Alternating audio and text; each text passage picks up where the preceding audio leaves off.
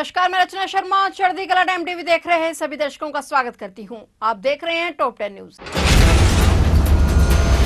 केंद्रीय कृषि एवं किसान कल्याण और ग्रामीण विकास मंत्री शिवराज सिंह चौहान एक दिवसीय दौरे पर पंजाब पटियाला पहुंचे। राजपुरा में उन्होंने किसान चौपाल में किसानों से संवाद किया और ट्रैक्टर चलाया। अपने दौरे के दौरान केंद्रीय कृषि मंत्री शिवराज सिंह चौहान ने जल संकट पर बड़ा बयान दिया। चौहान ने कहा कि केंद्र सरकार सिंधु जल समझौते का एक बेहतर विकल्प देख रही है। केंद्र सरकार सिंधु जल समझौते को रद्द कर सिंधु झेलम व चेनाब का पानी पंजाब और हरियाणा को देने के लिए नए प्रस्ताव बनाने का पूरा प्रयास कर रही है। चौहान ने कहा कि पंजाब में भूजल स्तर नीचे जा चुका है और प्रदेश के कई इलाकों में डार्क जोन में आ चुके हैं। ऐसे में पानी की समस्या की आपूर्ति के लिए सिंधु जल समझौता एक बेहतरीन विकल्प है। चौहान ने पंजाब के किसानों द्वारा धान की सीधी बिजाई को देश का बेहतर मॉडल माना। केंद्रीय कृषि मंत्री ने कहा कि देश के हर राज्य के किसानों को पंजाब के किसानों से सीख लेते हुए धान की सीधी बिजाई कर न केवल पानी की बचत करनी चाहिए बल्कि अन्य फसलों की पैदावार पर भी ध्यान देना चाहिए।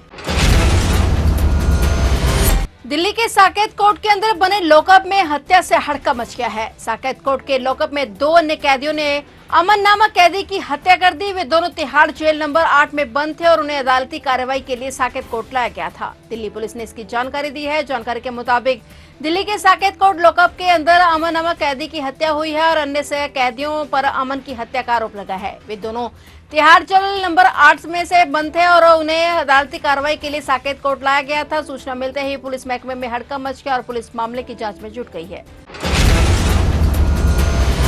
कानून की छात्रा शर्मिष्ठा पनोली को कलकत्ता उच्च न्यायालय से अंतरिम जमानत मिल गई है। कोर्ट ने कहा कि याचिकाकर्ता को जांच में सहयोग करना होगा। इस दौरान वह भारत से बाहर नहीं जा सकती। शर्मिष्ठा को 10,000 रुपए की राष्ट्रीय सुरक्षा बांड पर जमानत दी गई है। कोर्ट ने कहा कि याचिकाकर्ता को उचित पुलिस सुरक्षा प्रदान की जानी चाहिए। कलकत्ता हाईकोर्ट ने सोशल मीडिया पर विवादित टिप्पणी वाला वीडियो पोस्ट करने के आरोप में गिरफ्तार की गई इन्फ्लुएंसर शर्मिष्ठा पनोली को अंतरिम जमानत दे दी है। उन पर धार्मिक भावनाओं को ठेस पहुंचाने का आरोप है। इससे पहले कलकत्ता हाईकोर्ट ने पिछली सुनवाई पर पनोली को अंतरिम राहत देने से इनकार करते हुए कहा था कि बोलने की स्वतंत्रता का मतलब ये नहीं कि आप दूसरों की भावनाओं को ठेस पहुंचाएं। कोर्ट ने राज्य सरकार को केस डायरी पेश करने का निर्देश दिया था।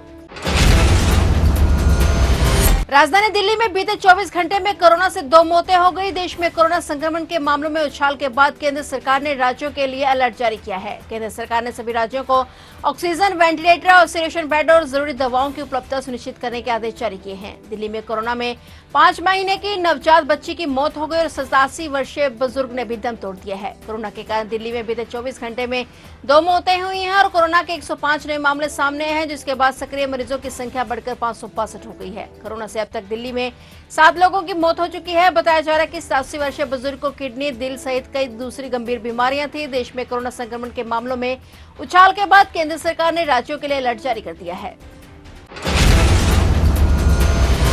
तरनतारण पुलिस ने सीमा पार हथियार तस्करी मॉड्यूल का भंडाफोड़ कर लखनऊ गांव से सूरजपाल सिंह और अर्शदीप सिंह को गिरफ्तार कर लिया है। आरोपियों से 6 अत्याधुनिक हथियार बरामद किए गए हैं। इनमें 2 अत्याधुनिक PX-530 पिस्तौल और 4 9mm ग्लॉक पिस्तौल हैं, जिनमें जिंदा कारतूस शामिल हैं। आरोपियों के खिलाफ FIR दर्ज कर आगे की जांच की जा रही है। डीजीपी गौरव यादव ने एक्सप्रेस की जानकारी साझा की। तरनतारण के SSP अभिमन्यु राणा ने कहा कि हमें सूचना मिली थी कि युवाओं का एक समूह ISI प्रायोजित सीमा पार ड्रग्स और हथियारों के नेटवर्क का हिस्सा था। एक अभियान चलाया गया और लखनऊ गांव के निवासी 2 आरोपियों सूरज और अर्शदीप को गिरफ्तार किया गया। हमने उनके पास से कुछ अत्याधुनिक हथियार बरामद किए हैं। वे 2 पाकिस्तानी तस्करों के संपर्क में थे और राज्यों के गांव से अपनी खेप उठाते थे और जहां ड्रोन के जरिए खेप भेजी जाती थी। पंजाब में कानून व्यवस्था की स्थिति को बिगाड़ने के लिए इन हथियारों की तस्करी भारत में की जा रही थी, लेकिन पंजाब पुलिस सतर्क है।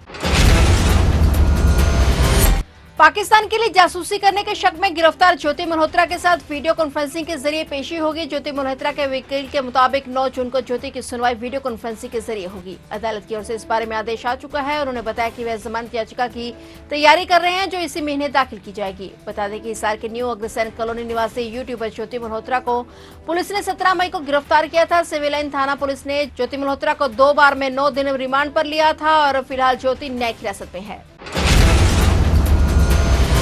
मुख्यमंत्री योगी आदित्यनाथ का नाम अयोध्या के इतिहास में स्वर्णिम अक्षरों में अंकित हो गया है। मुख्यमंत्री योगी आदित्यनाथ आज राम मंदिर के प्रथम तल पर राम दरबार समेत अन्य विग्रहों के प्राण प्रतिष्ठा समारोह के साक्षी बने हैं। इस समारोह के मुख्य यजमान के रूप में आज वहां उपस्थित हुए सीएम योगी ने राम दरबार की मूर्ति से आवरण हटाया और नेत्रों मिलन की प्रक्रिया पूरी की। अपने जन्मदिन पर सीएम योगी राम मंदिर में प्राण प्रतिष्ठा समारोह में शामिल हुए। हनुमानगढ़ी में भी मंदिर में पूजा और दर्शन किए और इसके अलावा सरयू महोत्सव का भी उद्घाटन सीएम योगी आदित्यनाथ ने किया। त्रेता युग में गुरु वशिष्ठ जी ने राजा राम का राज तिलक किया था और आज सीएम योगी ने प्रभु राम का तिलक किया है। पीएम नरेंद्र मोदी के आह्वान पर शुरू किए गए एक पेड़ मां के नाम मुहिम के दूसरे चरण का हरियाणा में आज गुरुवार से आगाज हो गया है। मुख्यमंत्री नायब सिंह सैनी ने चरखी दादरी से अभियान का आगाज किया। सीएम नायब सिंह सैनी ने एक पेड़ मां के नाम मुहिम के तहत संबोधित करते हुए कहा कि पहले चरण के मुकाबले 22,000 पौधे इस बार लगाए जाएंगे और एक पेड़ मां के नाम मुहिम 1 के तहत प्रदेश में 1,60,000 पौधे लगाए गए थे, जबकि इस बार 1,82,000 पौधे मां के नाम से रोपित किए जाएंगे। उन्होंने बताया कि एक पेड़ मां के नाम से 2.0 अभियान का आगाज चरखी दादरी से किया गया है। सीएम नायब सैनी ने वहीं से प्रदेशवासियों को पर्यावरण दिवस के साथ साथ मां गंगा के अवतरण दिवस और मां गंगा दशहरा की सभी की हार्दिक बधाई और शुभकामनाएं दी।